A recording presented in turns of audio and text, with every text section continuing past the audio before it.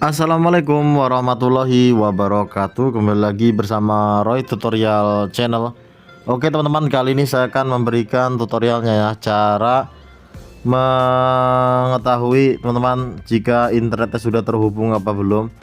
Nah contohnya seperti itu teman-teman. Ketika kita buka aplikasi TikTok, YouTube dan video itu harap sambungkan jaringan seperti ini teman-teman. Ini menandakan tidak terkoneksi internet ya teman-teman. Tinggal buka pengaturan WiFi seperti ini.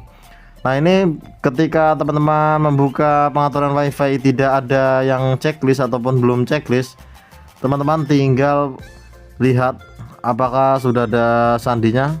Ketika kita sandinya sudah dimasukkan, lalu kita klik OK aja, klik OK pada remote STB. Nah please open WiFi seperti ini. Biasanya kalau please open WiFi seperti ini teman-teman jangan khawatir, teman-teman tinggal lihat pojok kanan bawah ya yang warna kuning ini pengaturan jaringan, yaitu tombol remote pada STB Matrix ini, tombol kuningnya kita pencet.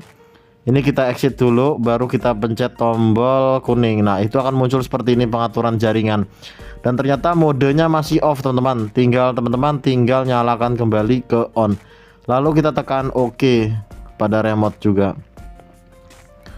Oke, kita tunggu saja. Biasanya terhubung otomatis seperti ini teman-teman jika teman-teman sudah sebelumnya mengkonektivitaskan internetnya. Itu terhubung otomatis seperti ini teman-teman. Nah itu cirinya WiFi nya sudah ada tanda checklist seperti ini teman-teman ya. Jika teman-teman sudah ada tanda checklist, berarti di sini sudah siap digunakan untuk membuka YouTube, TikTok, video dan aplikasi lainnya. Di sini mungkin karena tadi sempat ada sedikit delay, jadi mungkin koneksi internetnya agak sedikit lambat teman-teman ya.